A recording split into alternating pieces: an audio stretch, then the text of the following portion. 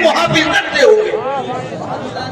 اسلامیہ تو محافظ دستہ اللہ رب العزت فرما رہا ہے یہ آدم یہ ملائکہ ہوں گے عزیزان ملت اسلامیہ پتہ یہ چل رہا ہے کہ علم انسان کو بڑا بناتا ہے علم کے ذریعے انسان کہاں سے کہاں پہنچ جاتا ہے آپ قرآنی واقعات سے سمجھے اور قرآنی واقعات سے 2-3 واقعے میں آپ کو عرض کر دیتا ہوں آپ قرآنی واقعہ دیکھیے قرآن کریم نے اللہ رب العزت کے پیغمبر ہے حضرت ابراہیم علیہ الصلوۃ والتسلیم ہے جن کی عمر بہت زیادہ ہو گئی ہے ابھی اللہ نے ان کو کوئی اولاد نہیں دی ہے لیکن اولاد ابھی تک کوئی اولاد نہیں ہوئی ہے بڑھاپے کی عمر کو پہنچ گئے ہیں عزیزان گرامی یہ عمر ہو گئی لیکن ابھی اولاد نہیں ہوئی ہے اب اللہ رب العزت کی طرف سے جو فرشتے آتے ہیں اور فرشتے جو بشارت لے کر آتے ہیں وہ بشارت یہ دیتے ہیں اے اللہ کے پیغمبر ابراہیم علیہ السلام وبشروہ بغلام علیم ہم آئے ہیں کسی قوم کی طرف اللہ نے بھیجا ہے لیکن ہمیں اس لیے بھی آئے ہیں ہم آپ کو ایک خوشخبری سنانے آئے ہیں ہم آپ کو یہ خوشخبری اور یہ پیغام بتانے آئے ہیں کہ اللہ آپ کو بیٹا دے گا تو بیٹا بادشاہ نہیں ہوگا دولت والا نہیں ہوگا وبشروہ بغلام علیم تو آپ کو بشارت یہ ہے اللہ آپ کو جو اولاد دے گا جو بیٹا دے گا وہ علم و حکمت والا ہوگا بیٹا کیا ہوگا فرمایا علم و حکمت والا ہوگا اللہ رب العزت ارشاد فرما رہا ہے بشارت دے رہا ہے خوشخبری دے رہا ہے جو کس بات کی مل رہی ہے ابراہیم کو کہ آپ کی عمر بہت ہو گئی لیکن آپ کو اللہ جو اولاد اب دے رہا ہے وہ اسماعیل علیہ السلام کی شکل میں وہ عظیم بیٹا دے گا جس کو دنیا اسماعیل کہے گی اسماعیل ذبیح اللہ ہوں گے عزیزان ملت اسلامیہ تو پتہ یہ چل رہا ہے قرآن کریم کی اس بات سے آپ کے ہمارے سبق بھی آئے گا کہ علم آدمی کو بڑا بناتا ہے علم ہی ہے جو انسان کو نیچے سے بہت اوپر اٹھا دیتا ہے عزیزان ملت اسلامیہ آپ قرآن کریم کو پڑھیے حضرت ابراہیم کے بیٹے اسحاق علیہ السلام کے بیٹے ہیں یعقوب علیہ السلام کے ایک بیٹے ہیں حضرت یوسف علیہ السلام ہے اللہ نے ان کو جو علم و حکمت دیا تھا اللہ نے ان کو جو دانائی دی تھی قرآن کریم میں کہا گیا وَكَذَلِكَ يَجْتَبِيكَ رَبُّكَ وَيُعَلِّمُكَ مِن تَأْوِيلِ الْأَحَادِيثِ اور اسی طرح جو ابراہیم یوسف ہے یوسف علیہ السلام کو اللہ نے تعبیر الاحادیث یعنی خوابوں کی تعبیر کا علم دیا ہے اگر لوگ ان کے پاس جاتے ہیں تو حضرت یوسف لوگوں کی خوابوں کی تعبیر بتا دیتے ہیں یوسف علیہ السلام جیل میں ہے یوسف علیہ السلام جب جیل میں ہے تو قیدی آتے ہیں آپ سے خواب کی تعبیریں پوچھتے ہیں آپ خوابوں کی تعبیریں بتاتے ہیں تو قیدی رہا ہونے والے ہیں یوسف علیہ السلام کے پاس آئے کہ اللہ کے آپ ہماری خوابیں ہم نے یہ دیکھا ہے تعبیر بتا دیجئے یوسف علیہ السلام کی خواب نے تعبیر بتائی تم میں سے ایک رہا ہونے کے بعد مر جائے گا ایک بادشاہ کا وزیر بن جائے گا اب یہ بادشاہ کا جو وزیر بنا قیدی جا کر بادشاہ نے بھی کوئی خواب دیکھا جیسے ہی بادشاہ نے خواب دیکھا تو بادشاہ نے اس وزیر نے کہا اس جیل میں ایک قیدی ہے جو لوگوں کو سچی خواب کی تعبیر بتا دیتا ہے جو لوگوں کو تعبیر جو بتاتا ہے اس تعبیر میں کوئی غلط نہیں ہوتا ہے سچی تعبیر بتاتا ہے تو کہا طلب کیا یوسف علیہ السلام سے خواب کی تعبیر پوچھی تو یوسف علیہ السلام نے خواب کی تعبیر بتا دی جیل سے رہا ہو گئے مطلب پتہ یہ چلا اس واقعے سے کہ جیل سے رہائی کا سبب یہ علم بن رہا ہے خوابوں کی تعبیر جو اللہ نے یوسف علیہ السلام کو دیا ہے یہ بتاتے ہیں اور ایسے اللہ رہائی عطا فرما دیتا ہے عزیزان ملت اسلامیہ یہی تک نہیں جب یوسف علیہ السلام جیل سے آئے تو اب جانتے ہیں کیا ہوا جیسے ہی آپ جیل سے آئے تو اب جو وہاں کا عزیز مصر تھا وہ مر گیا انتقال ہو گیا اب ضرورت تھی کسی کو بادشاہ بنا دیا جائے بادشاہ کون بنے گا تو کہا بادشاہ بننے کے لائق کوئی ہے تو یوسف علیہ السلام کہتے ہیں قال اجعلنی علی خزائن الارض انی حفیظ علیم لوگوں میں بادشاہ بن سکتا ہوں اس لیے کہ جو زمین کے خزانے ہیں ان کی محافظت کے لیے علم چاہیے قال اجعلنی علی خزائن الارض کہتے ہیں یہ جو زمین کے خزانے ہیں ان خزانوں کی حفاظت کی جائے گی اس کو علم و حکمت دانائی چاہیے یوسف علیہ السلام فرماتے ہیں قال اجعلنی علی خزائن الارض انی حفیظ علیم بے شک مجھے اللہ نے یہ علم دیا ہے جس کی وجہ سے ان خزانوں کی میں حفاظت کر سکتا ہوں علم سے بھی آزادی دلا رہا ہے علم جو ہے بادشاہ بھی بنا رہا ہے وزیر خزانہ بھی بنا رہا ہے پتہ کیا چلا علم انسان کو بلند و بالا بنا دیتا ہے علم سے انسان بہت اونچا مقام حاصل کر لیتا ہے عزیزان ملت اسلامیہ عزیزان گرامی قرآن کریم کی سورہ بقرہ کی دوسرے پارے کی آیت پڑھی ہے وہ ذاتہ بسطۃ فی العلم والجسم یہ حضرت موسیٰ علیہ السلام کی کے سلسلے میں حضرت موسیٰ علیہ السلام کی اولادوں میں یعنی اولاد یعقوب میں ایک اللہ رب العزت کا یہ سلسلہ چل رہا تھا کہ ایک اولاد کو یعقوب کی اللہ نبوت عطا فرماتا تھا ایک اولاد کو بادشاہ عطا فرماتا फरमाता था। लेकिन जिस खानदान में बादशाहत चलती थी, एक जमाना आया कि उस जमाने में उसमें कोई बादशाह बनने के लायक नहीं था। उस जमाने के पैगंबर थे हजरत शमूएल अलैहिस्सलाम, उनकी तरफ वही की गई और कहा गया तुम्हारे जो ये खानदान था जिसमें लोग बादशाह बनते थे, लेकिन अब इनमें कोई बादशाह बनने के लायक नहीं है। अब आप एक काम करिए, आप एक काम ये करें कि तालूत नाम का एक शख्स है उसको लाए और तो बादशाह बना दो। जब तालूत को बादशाह बनाया गया, लोगों ने एतराज किया कि तालूत बादशाह कैसे बन गया, ये गरीब है, पैसे वाला नहीं है, ये बादशाह किस तरह से बन गया। तो जानते हैं कुरान करीम में अल्लाह फरमाता है वज़ादहू बस्ततन फिल इल्म वल जिस्म, इसलिए बादशाह बना तालूत, अल्लाह ने जिस्म वाला भी बनाया था और इल्म वाला भी बनाया था।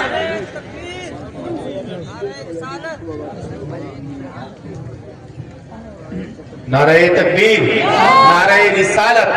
नारे रिसालत, मसलके आला हजरत, मसलके आला हजरत, नारे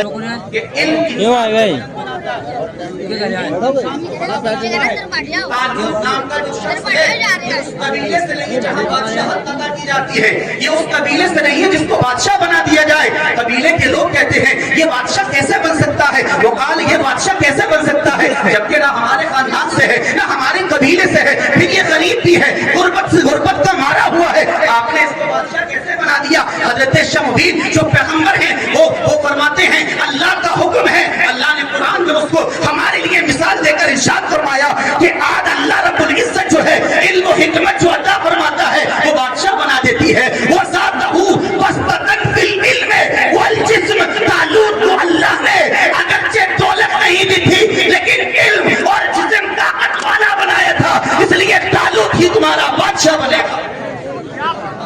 बादशाह बनने में ही तुम्हारी भलाई है, अगर तालूत को बादशाह ना बनाओगे तुम में ना अहल लोग हैं। अज़ीज़ान गिरामी, पता क्या चला कुरान मुक़द्दस से हमारे लिए, पता ये चला कि इल्म इंसान को बादशाह भी बना देता है, इल्म जो है जेल से रिहाई भी अता कर देता है, इल्म वज़ीर खजाना भी बना देता है, इल्म फरिश्तों से भी अफसल कर देता है। अज़ीज़ान मिल्लत इस्लामिया, इल्म इंसान को कहां से कहां ले जाता है। बस बात मुख्तसर ये अर्ज करना है आपसे कि आपको और हम सबको तवज्जो देनी है अपने मुआशरे पर, अपने समाज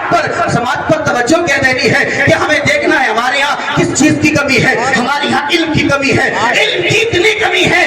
अज़ीज़ान मिल्लत इस्लामिया, मुसलमान शोर और गुल बहुत करते हैं, नारेबाजी बहुत लगाते हैं, लेकिन नारेबाजी आपका इलाज नहीं है, आपका हल इसमें नहीं है, आपका इलाज ये है अपनी बीमारी को तलाश करें और उस बीमारी को तलाश करने के बाद उसकी दवा तलाश कीजिए। दवा ये है कि मौलाना राशिद रज़ा मरकज़ी जैसे मर्दे मुजाहिद उसकी दवा तलाश करके उम्मत मुस्लिमा को दे रहे हैं कि अपनी बेटियों के लिए कॉलेज बन जाए और फिर आपकी जो बच्चियां है वो इब्तिदाअ से बच जाए। अज़ीज़ान गिरामी, तो शोर और गुल आपका इलाज नहीं है, इलाज ये है अपने मर्द को तलाश करके दवा ढूंढे। क्या बात है, वाह वाह, सुभान अल्लाह, सुभान अल्लाह, जिंदाबाद या रसूल अल्लाह, या रसूल अल्लाह, या गौस मदद, जिंदाबाद जिंदाबाद जिंदाबाद जिंदाबाद, माशाअल्लाह। मैंने एक हदीस पढ़ी थी, इन्नमन्नासु कल इबलिल मिअति ला तकादु तजिदु फीहा राहिलतुन। सरकार अलैहिस्सलाम ने इस हदीस में इरशाद फरमाया, आपका मदरसा था फैजान अहले बैत, ये मौलाना मुबीन साहब है जो मस्जिद में खिदमत अंजाम दे रहे हैं, 8 बच्चों को हाफिज बनाया है। प्यारे मुसलमानों, क्या ये वो वक्त है कि हम मदरसों को बजाय उनमें अच्छा तालीम का इंतजाम करें, वहाँ ताला मारकर साल भर तक जो है हम अपने मदरसों को बंद कर दे, हमें इससे कोई गर्व नहीं है। मौलाना मुबारक आपके गांव के हैं, क्या मामला है, लेकिन बात यह है कि मदरसे में ताला अगर साल भर तक लगा रहता है तो आप ये क्यों सोचते हैं कि आप जो है इनकलाब आपके अंदर आएगा? हरगिज़ नहीं आएगा। इनकलाब तब आएगा जब मदरसा चालू करेंगे आप और वहाँ अल्लाह हो रसूल की सदाओं को बुलंद नारे तकबीर, नारे रिसालत, नारे गौसियत, मसलके आला हजरत, उलमाए अहले सुन्नत, नारे तकबीर, सुभान अल्लाह। हकीकत मैंने जो हदीस पढ़ी थी ना, इन्नमन्नासु कल इबलिल मिअति ला तकादु तजिदु फीहा राहिलतुन, सरकार ने इरशाद फरमाया लोगों की मिसाल उन ऊंटों की तरह है कि कयामत के दिन हाल ये होगा कि ऊंट को बहुत ज्यादा होंगे। मतलब फरमाते हैं कल इबलिल मिअति 100 ऊंटों की तरह जो कतार में लगे हुए हैं, लेकिन सारे के सारे जो ऊंट हैं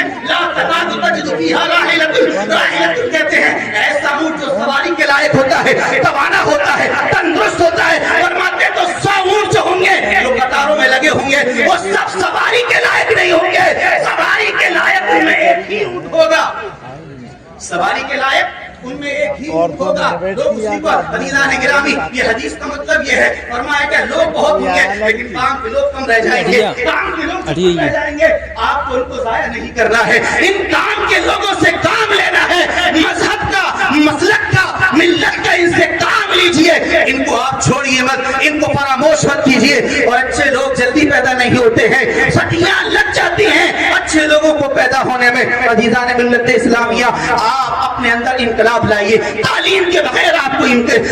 تعلیم کے بغیر آپ ترقی نہیں کر سکتے ہیں آپ کو ضرورت ہے کہ اپنے مدرسوں کو اپنے مدرسوں میں مکتبی تعلیم جو ہے گاؤں گاؤں محلے محلے اچھی تعلیم جو بچوں کو بنیادی عقائد بھی معلوم ہو جائے قرآن حدیث سے پڑھنا سیکھ جائیں یہ آپ کی بنیادی ضرورت ہے آپ نوجوان جو محلے کے ہیں کہ ہم گاؤں میں اپنے ایک انجمن قائم نہیں کر سکتے جو باہمی انجمن ہو جو دینی اور فلاحی کاموں میں نوجوان جو لاکھوں ہزاروں روپے موبائل لے لے کر خرچ کر دیتے ہیں اگر 100-500 روپے ماہانہ ہم مدرسوں کے لیے کوئی انجمن بنا لے اور یہ دیکھیں ہمارے محلے کا کوئی بچہ قرآن کے بغیر تو نہیں رہتا ہے کوئی بچہ ہمارا جو ہے عقیدے سے بھٹک تو نہیں رہا ہے تعجب تو جب ہوتا ہے جب سنیوں کی ماں کے گود میں پیدا ہونے والا بچہ سنی باپ کی گود میں تربیت پانے والا بچہ اور وہ کسی مرزا انجینئر کو پسند کرنے لگ جاتا ہے